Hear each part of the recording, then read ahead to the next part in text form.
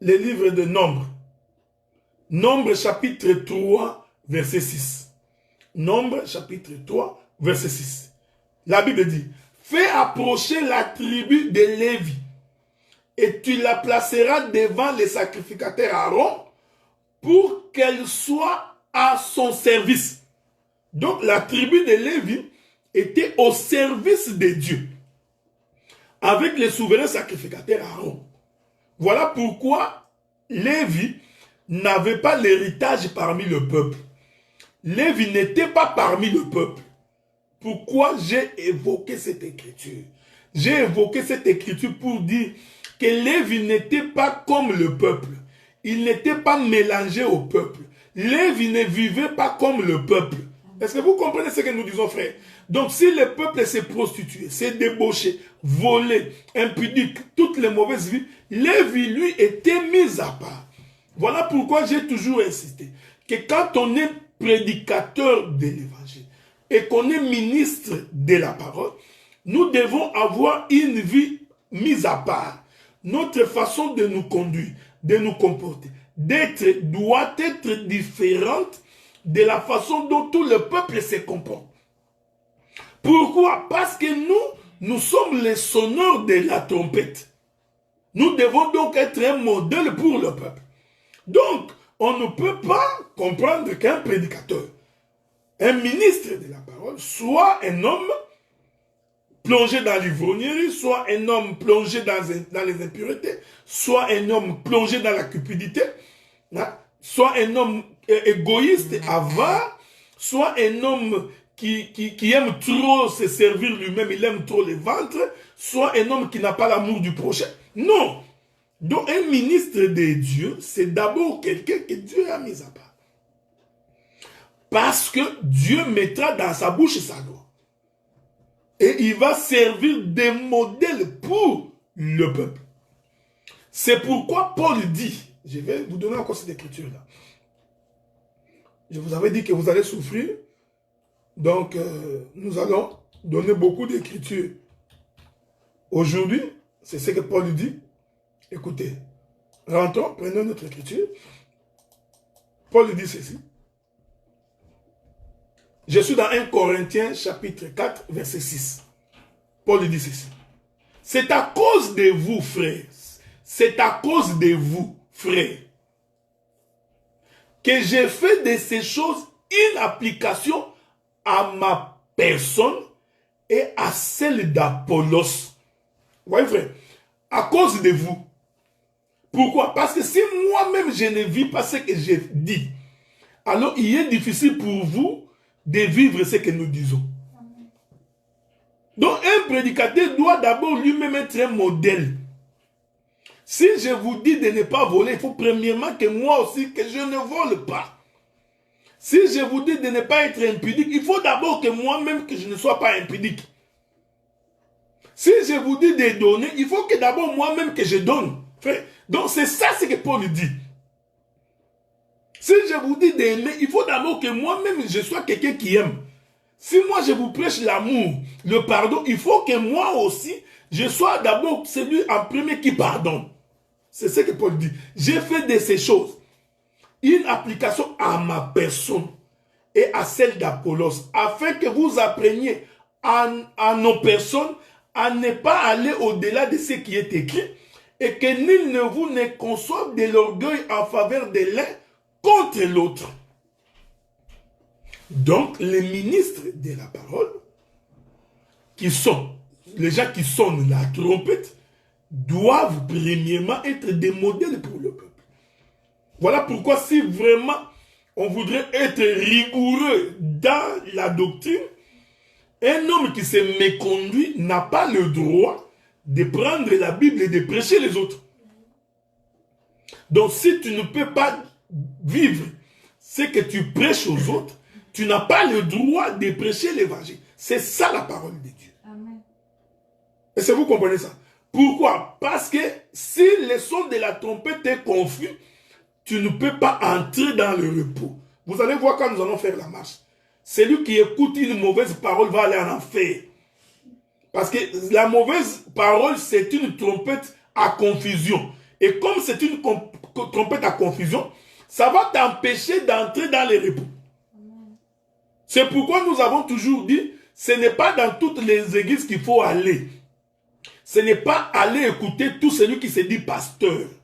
Ce n'est pas écouter tout celui qui se dit prophète, tout celui qui se dit docteur. Non. Parce qu'il y a des gens dans la bouche, il dit qu'il est prophète, il est docteur, apôtre, évangéliste. Mais la manière dont il vit, vous comprenez, est en contradiction avec la parole. Un tel homme, il faut refuser de l'écouter. Pourquoi? Parce que le son de sa trompette est confus. Et comme le son de sa trompette est confus, tu auras des difficultés pour entrer dans les repos. C'est pourquoi nous sommes en face des hommes de Dieu orgueilleux. Ils n'acceptent pas la remarque. Ils n'acceptent pas l'erreur. Même quand il est dans l'erreur, il n'accepte pas qu'il est dans l'erreur. Il prétend tout connaître. Il ne se plie pas devant les Écritures. L'écriture est claire, mais l'homme refuse parce qu'il est habitué. Parce que selon notre coutume, selon notre façon d'être, selon la manière dont nous sommes, selon que j'ai été enseigné. Non! C'est pourquoi Paul dit que j'ai fait de ces choses une application à ma personne, frère. Il faut que moi-même je puisse vivre ce que je vous enseigne. C'est pourquoi je vous ai toujours dit, je vous ai toujours répété, quand nous faisons quelque chose, il faut d'abord que le prédicateur soit l'exemple. C'est pourquoi Dieu avait insisté qu'on prenne Lévi, qu'on les mette à part. Mettez-moi à part Lévi. Donc, je vais d'abord les séparer. Il les sépare du peuple. Une fois que Lévi est séparé du peuple, Dieu fait en sorte que le Lévite soit un homme de Dieu. C'est pourquoi je vous ai toujours dit, quand vous lisez votre Bible, vous ne trouverez pas un Lévite lépreux. Un Lévi qui a la lèpre. Ça n'existe pas dans la Bible. Or, la lèpre est une maladie. C'est une maladie contagieuse. Donc, un Lévite n'est tombé jamais malade. Est-ce que vous comprenez ce que je dis? Ici, je parle de la lèpre.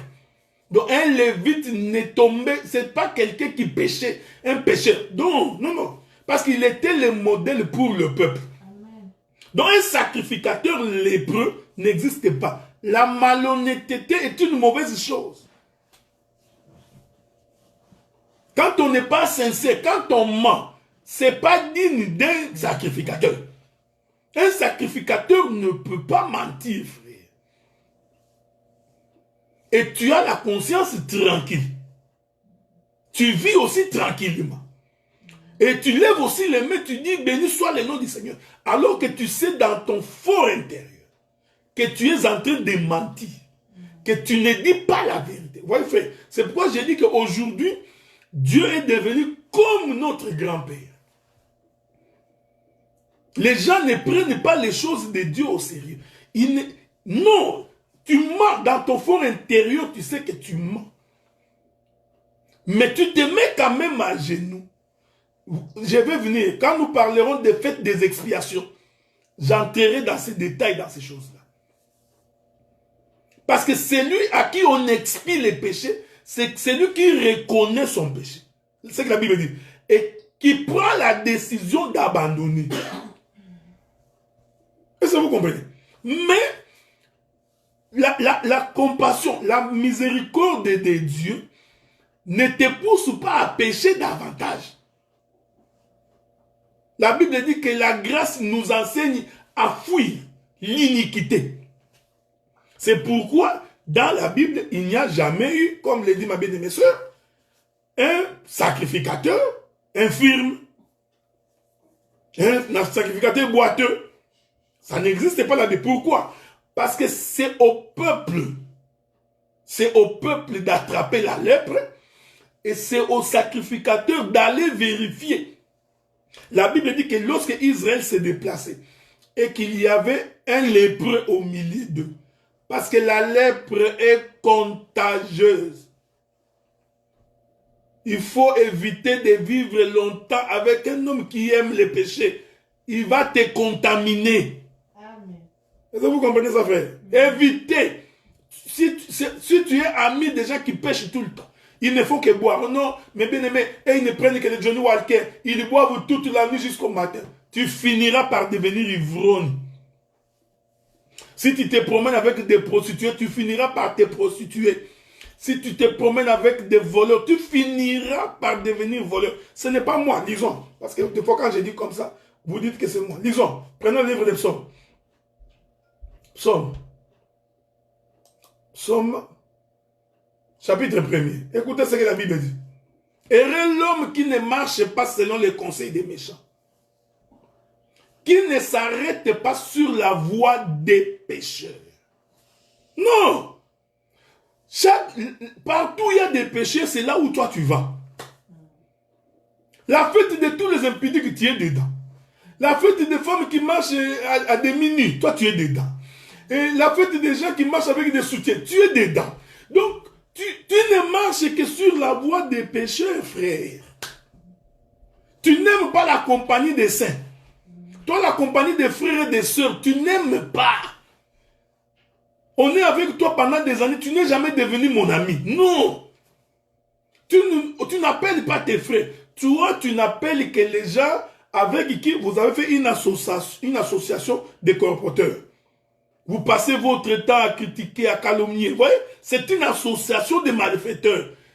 David dit, heureux l'homme qui ne s'arrête pas sur la voie des pécheurs et qui ne s'assit pas en compagnie des moqueurs. Amen. Toi, tu es toujours là en train de te moquer des gens. Vous rigolez. Tu rigoles jusqu'à la 32e dent. Est-ce que vous comprenez ce que nous disons? Non, bien aimé dans le Seigneur.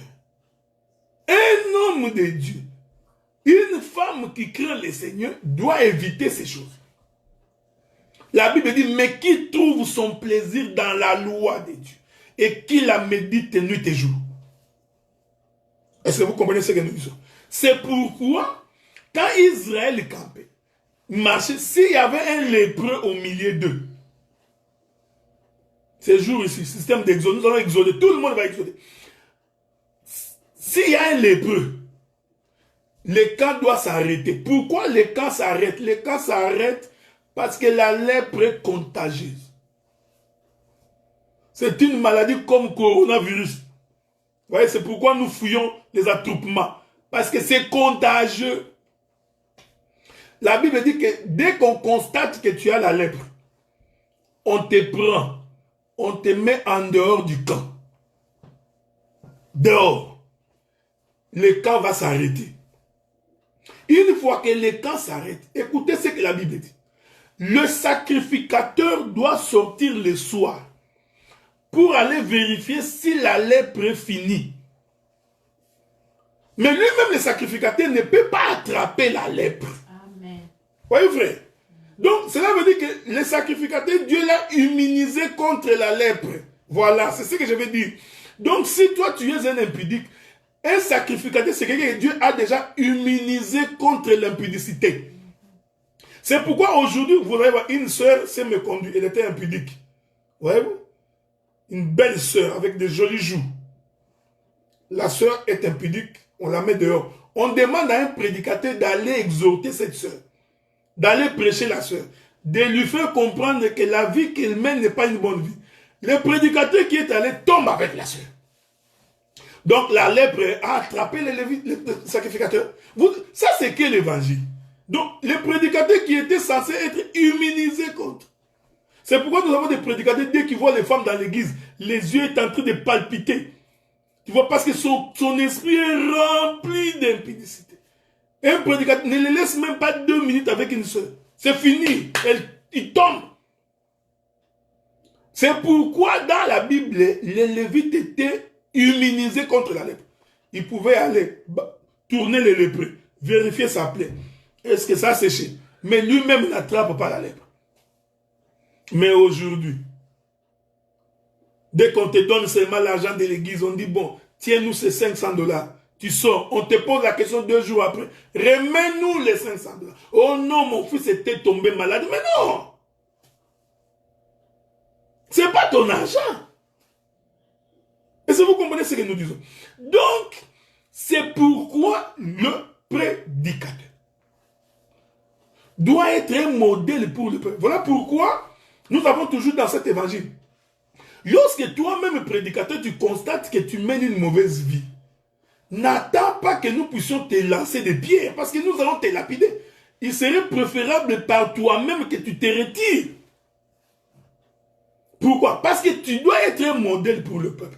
Alors quand tu deviens objet de scandale pour le peuple, la sagesse devrait te dire, va d'abord rechercher la face de l'Éternel. Pose-toi la question si véritablement Dieu t'a délivré de ces choses. Est-ce que vous comprenez ça? Donc, il faudrait que celui qui est en train de sonner de la trompette, lui-même qu'il soit un homme sans péché, qu'il soit un homme sanctifié, qu'il soit un modèle, qu'il soit un homme oint, qui a reçu le mandat de Dieu.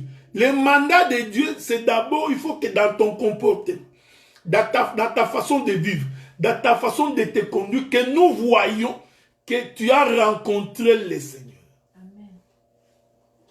Dans cette marche ici, j'expliquerai les serviteurs cupides, que nous appelons les ventriloques. Des serviteurs qui servent Dieu pour le ventre. La Bible dit que vous aurez votre salaire. Quand il est question d'argent, là, tu es hyper motivé. Tu as de l'adrénaline. Là, on sent l'onction.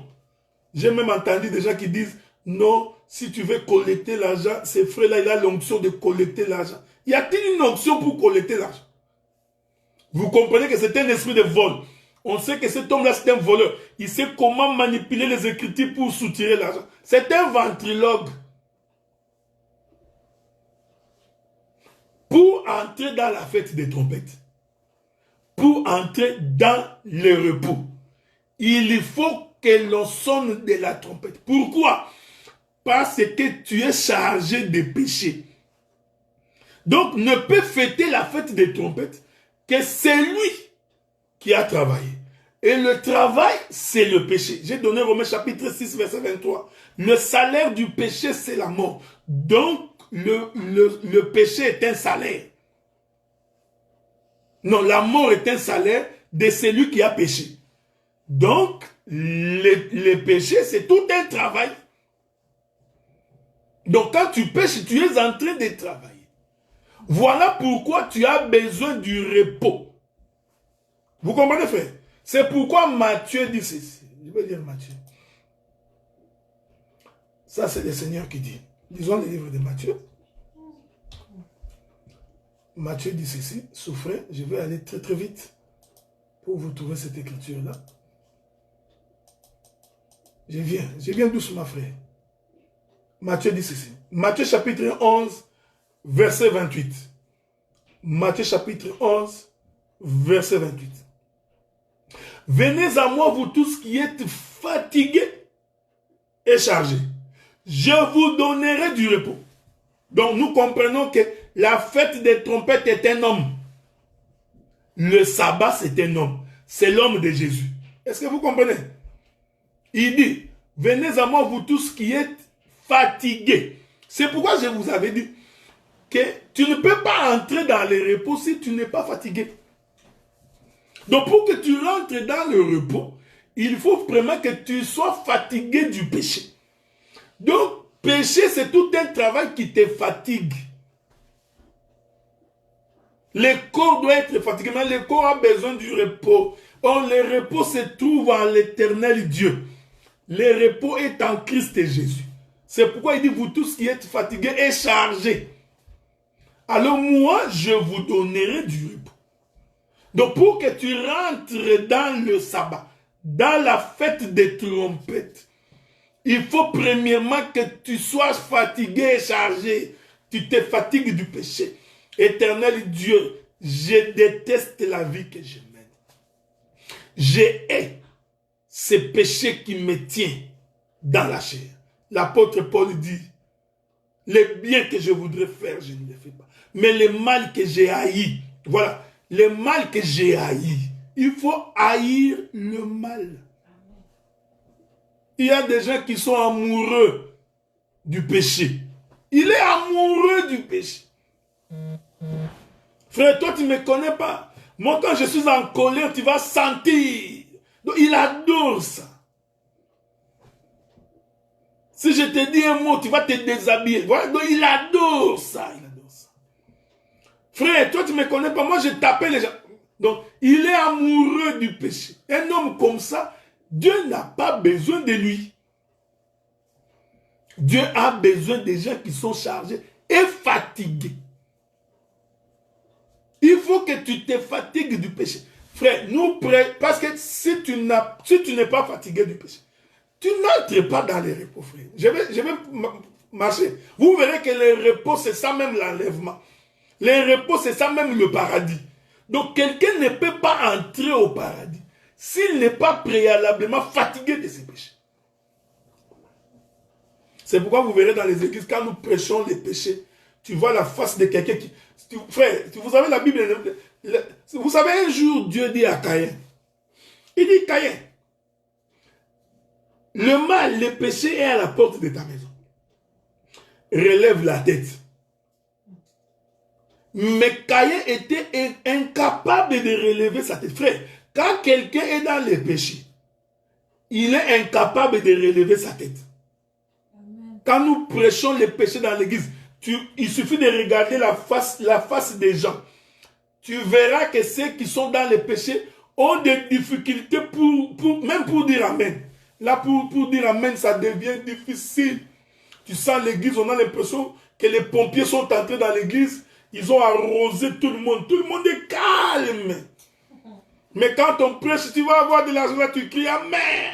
Tu auras des maisons, Amen. Dieu va te délivrer, Amen. Il combat les sorciers de ta famille, Amen. Là, tu cries. Mais quand nous prêchons les péchés, là, rien. Tu verras même le modérateur, il n'a même pas de commentaire à faire. Parce que c'est tellement que... Voyez, frère, c'est ça qui tue l'église. C'est à cause de ça que les gens ne vont pas hériter le royaume. Donc, le repos, c'est tout un homme. Et cet homme-là, c'est l'homme de Jésus. Mais pour entrer en Jésus, on doit sonner la trompette. Il faut la prédication. Frère, c'est pourquoi l'église doit passer beaucoup plus de temps dans les enseignements et dans les prédications. L'église n'est pas une boîte de nuit où nous venons pour danser beaucoup. On ne peut pas passer notre temps à danser pendant des heures pour prendre 20 minutes de prédication. Ça là, ce n'est pas de Dieu. Parce que c'est la parole qui fait abandonner les péchés, frère. C'est par la parole. Il n'y a pas autre chose. C'est pourquoi aujourd'hui, vous voyez, il y a des concerts. Il y a des concerts partout. Les concerts de celui-ci, les concerts de cela, les concerts. Vous savez, le monde est bizarre. Quand nous critiquons les gens qui ont péché, tu vas voir d'autres frères et d'autres sœurs qui prennent leur défense. Parce qu'ils sont tous comme eux. Non! Quand quelqu'un a mal agi, frère, il faut condamner ce qui est mauvais. On ne condamne pas la personne, mais on condamne l'acte. Frère, ça ne peut pas te réjouir quand quelqu'un s'est méconduit. C'est pourquoi l'Écriture dit que Lot était journalièrement attristé de ce qu'il voyait à Sodome et Gomorrhe. Mais non, vous ne voulez pas quand quelqu'un a mal agi. Il a mal agi, frère. Il a mal agi. Un voleur est un voleur. Il faut lui dire, le vol est mauvais. Mais tu verras, il y a des gens. Il a volé, dit, oh, ça fait quoi? Nous sommes tous des humains. Non, non. Ça, ce n'est pas l'évangile, frère. C'est que l'évangile qui dit que nous sommes tous des humains. Et puisque nous sommes tous des humains, alors nous devons tous... Oh non, qui est celui qui n'a jamais péché? Non, même Jésus a dit à cette femme-là. Vous n'avez pas lu l'Écriture? La Bible dit qu'on n'attrapa la femme en flagrant délit d'adultère. On l'amena vers Jésus. Ce que l'accuseur venait avec la femme dit, Moïse nous a dit de telles femmes, il faut les lapider. Jésus répond, qui d'entre vous n'a jamais commis un seul péché? Jette la première pierre. Personne n'a jeté. Mais ça ne s'est pas limité là. Pourquoi vous arrêtez là? Le verset continue, non? Ensuite, Jésus dit à la femme, va, mais ne pêche plus. C'est ça l'évangile, frère. Parce que ce qu'il avait fait est mauvais. Donc, on ne peut pas encourager. J'ai dit ça pour que vous compreniez que tu ne peux pas participer à la fête des trompettes si d'abord tu n'abandonnes pas la voie du péché. Ou pour que tu abandonnes le péché, il faut que le sonneur des trompettes puisse sonner. Et le son de la trompette ne peut pas être à confusion. Clair, distinct. Ce qui est mauvais est mauvais. Ce qui est mal est mal. Même si ça te fait mal, mais nous allons dire que cette chose est mauvaise. Est-ce que vous comprenez? Je ne suis pas pressé, on aura le temps d'en parler. Je crois que le dimanche prochain, nous allons continuer parce que je n'ai pas fini. J'expliquerai la prise de Jéricho dans la trompette sonnée. Parce que vous allez voir que même pour entrer dans Jéricho, on a dû sonner la trompette. Tu ne peux pas sortir du péché. C'est que je vais finir par une écriture. Prenons le livre de Luc. C'est là qu'on finit. Je voudrais appeler ma technicienne qu'elle s'approche déjà si elle m'écoute. Luc chapitre 4. Luc chapitre 4. Je crois que c'est là. Prenons. Je commence par le verset 16. C'est là qu'on va finir pour aujourd'hui. Et je profite de l'occasion pour dire aux bien-aimés, nous allons continuer à prier. Nous allons continuer à servir le Seigneur. Nous allons essayer de voir si c'est possible, même vendredi, on aura besoin de ne fût-ce que 4 ou 5 personnes pour que nous venions à la prière. 4 personnes, 5 personnes, ce n'est pas beaucoup. On ne peut pas rester comme ça un mois sans prier. Donc nous allons choisir 4 ou 5 personnes vendredi. La salle est grande, nous allons nous séparer dans la salle. On va ne fût-ce que prier. C'est très important. Je prends Luc chapitre 4, verset 16. Il s'est rendu à Nazareth, où il avait été élevé selon sa coutume. Il entra dans la synagogue le jour du sabbat. J'aime ce Dieu. C'est un Dieu de précision. Jésus n'est pas entré n'importe quel jour. Il entre dans la synagogue le jour du sabbat. Oh, je vous ai dit que la fête des trompettes, c'est le jour du repos. Oh, le jour du repos, c'est le sabbat. Ce n'est pas pour rien que Jésus entre dans la synagogue le jour de sabbat. C'est-à-dire, c'était le jour de la trompette. Il dit ceci. Il se leva pour faire la lecture. Oui, frère. C'était le jour de sabbat. Mais avant, il doit se lever pour lire. Donc, il se lève pour sonner la trompette, frère. Parce que c'était lui-même le sabbat. Vous comprenez, frère? C'est pourquoi il entre aussi dans la synagogue le même jour. Donc, c'était un sabbat dans un sabbat, ce jour-là. Mais avant toute chose, il prend les livres, frère. Pourquoi? Parce que pour entrer dans les sabbats, il faut que la trompette soit sonnée. Oh, la trompette, c'est la parole. Il dit, on lui remit les livres du prophète Ésaïe, l'ayant déroulé. J'en parlerai le dimanche prochain. La lecture consiste à dérouler les livres. Donc, on te donne les livres, mais il faut dérouler. La Bible, c'est un livre roulé, frère. La Bible, c'est un livre qu'on a roulé. C'est-à-dire que c'est un livre cacheté, fermé. Donc, les sacrificateurs, il doit avoir la capacité d'ouvrir les livres, d'en rompre le son. Est-ce que vous comprenez ça? Parce que si tu ne peux pas rompre le son, tu n'as pas mandat. Je vous ai toujours dit que prêcher, ce n'est pas répéter. Ce n'est pas répéter le verset. Non. Et puis, un prédicateur ne peut pas être épuisé des prédications. Je ne peux pas, je prêche ici. Pendant 10 ans, je prêche les mêmes sujets. Avec les mêmes termes, la même onction. C'est un perroquet. Ça, c'est être un perroquet, frère. Dieu doit t'inspirer. Même sur des choses que tu as déjà parlé. Quand tu touches encore, tu dois encore voir d'autres choses. Ce qui nous tue, c'est parce que beaucoup de prédicateurs ne prennent pas le temps de méditer. Ils ne prennent pas le temps d'écouter. Parce qu'il y a écouter et écouter. Hein? Il y a des gens qui regardent mais ils ne voient pas. Tu vois? Ils regardent et ils ne voient pas. Ils écoutent mais ils n'entendent rien. Donc si tu écoutes sans entendre, c'est très dangereux. C'est pourquoi tu ne peux pas avancer. Il dit, l'ayant déroulé. il trouva l'endroit où il était écrit. L'Esprit du Seigneur est sur moi parce qu'il m'a oint. Ici, j'explique, l'Esprit du Seigneur l'a mis à part. Oindre, c'est mettre à part. Pour annoncer une bonne nouvelle aux pauvres. Voyez-vous, c'est la trompette qui sonne. Nous sommes ici, la fête des trompettes. C'est ce que nous appelons la fête des trompettes. Les pauvres ici, c'est ça l'évangile. Ce n'est pas ceux qui manquent l'argent. Oh non, les pauvres veut dire ceux qui n'ont pas l'argent, ceux qui souffrent, ceux qui sont en train de souffrir en Éthiopie, et les gens qui sont en train de souffrir en Syrie. Tu vois tous ces gens-là, ce sont des pauvres, ils n'ont rien, ce sont des réfugiés. Ça, ce n'est pas ça les pauvres. La bonne nouvelle est pour les pauvres. Les pauvres, c'est ceux qui sont dans les péchés. On va en parler. Il m'a envoyé pour guérir ceux qui ont le cœur brisé. J'aime ça, frère. Ceux qui ont le cœur brisé. Ici, ce n'est pas parce que ta copine ou je ne sais pas, ta femme t'a quitté.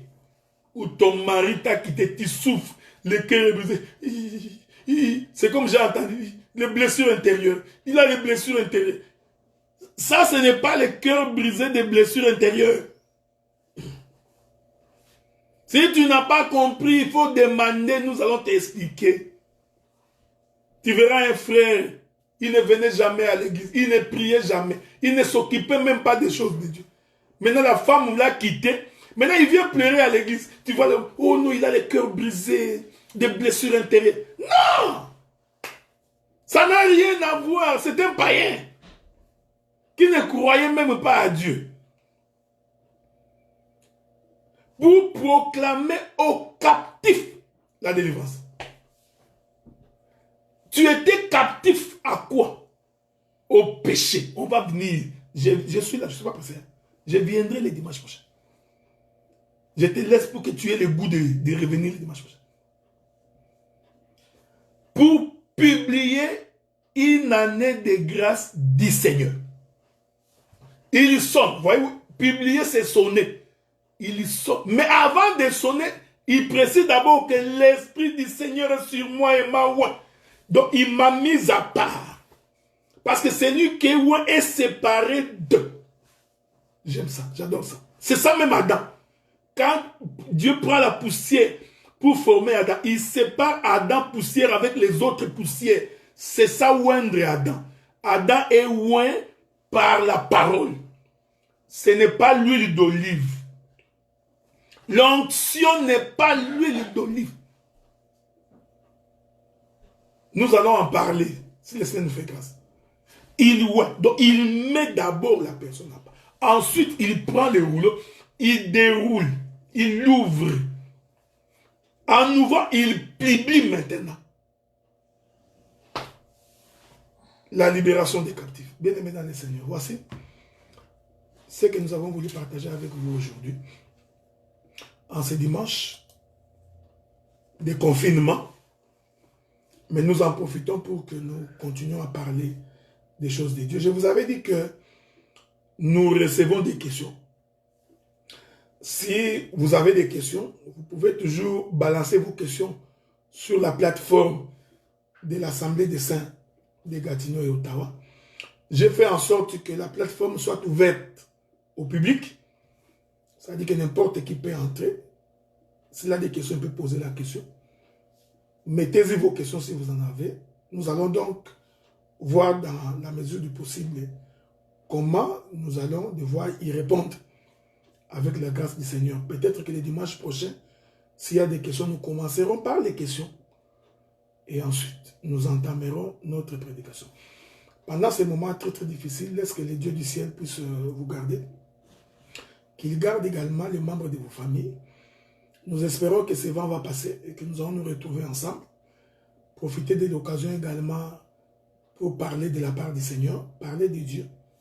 Je voudrais saisir cette occasion pour dire bonjour à toute l'Assemblée, tous les bien-aimés de Gatineau, plus précisément. Vous êtes tellement nombreux, les mamans Galoula, les papas André, la sœur Judith, le frère Franck, Gaspard, sa femme, Daniel, Daniel Moussafiri, les Neftali, le pasteur Azaf, les Raïssa, les Joyce, les Maman Brigitte, donc tous les bien-aimés frères et sœurs, la sœur MK, le bien-aimé frère Rema, donc tous ces gens-là, donc bien-aimé John, Kibangu.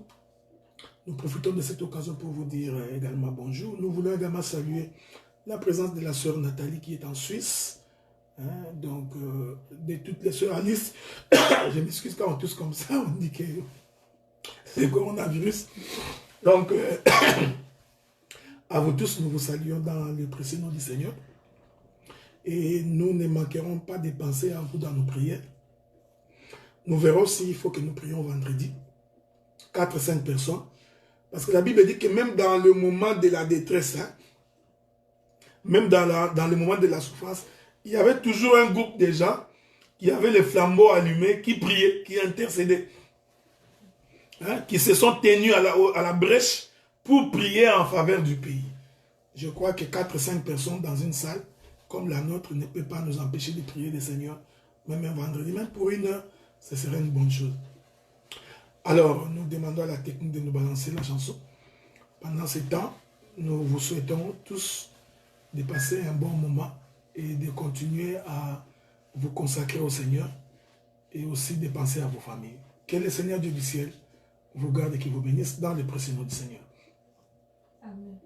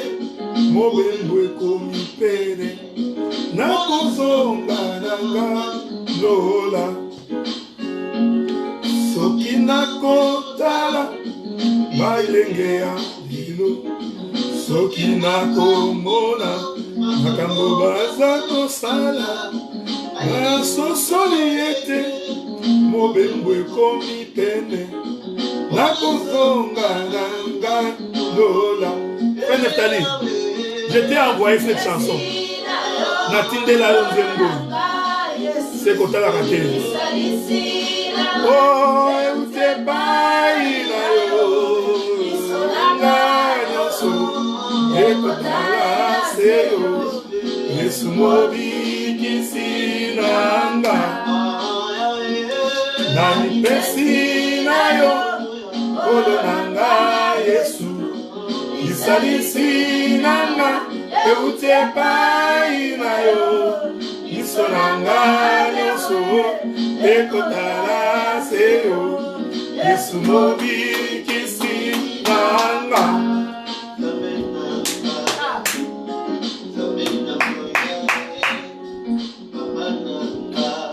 Kolo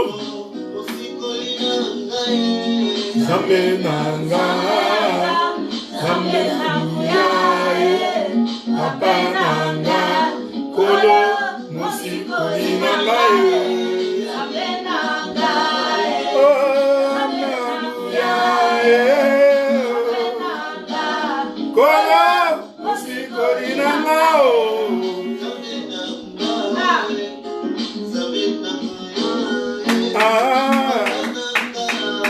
Kolo Mosikoli nanga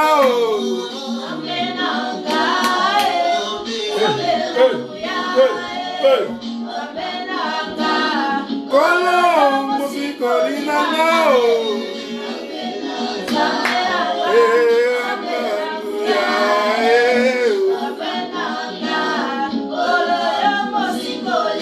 Shalom bien-aimé. Que peut nous merci. Pona likambo na ngai esengaki nango kimbangu te. Pona likambo na ngai esengaki nango pe mokuna te. Kola pambola bino dimanche prochain.